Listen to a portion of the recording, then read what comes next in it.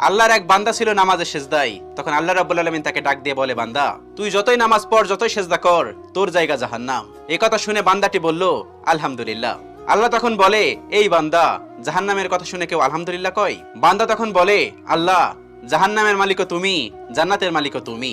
তুমি আল্লাহ খুশি হয়ে যদি আমাকে জাহান্নামও দাও, তাও আমার আপত্তি করার কোনো অধিকার নেই। আল্লাহ তখন বলেন, বান্দা, জাহান্নামে গেলে তুই পুড়ে যাবি, তোর খুব কষ্ট হবে।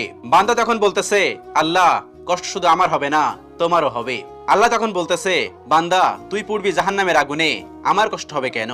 বান্দা তখন বলে, আল্লাহ, কোনো মায়ের কোল থেকে যদি কোনো বাচ্চা পানিতে পড়ে যায়, তাহলে কোনো মাই দূরে দাঁড়িয়ে থাকতে পারে না, দৌড়ে গিয়ে বাচ্চাকে কোলে নেয়। আমার বিশ্বাস, ওই মায়ের চেয়ে কোটি কোটি গুণ দয়া তোমার বেশি। আমাকে জাহান্নাম দিলে তুমিও আল্লাহ শান্তি পাবে না। আল্লাহ তখন বলে, বান্দা, এই দলিল তুই কই পাইলি?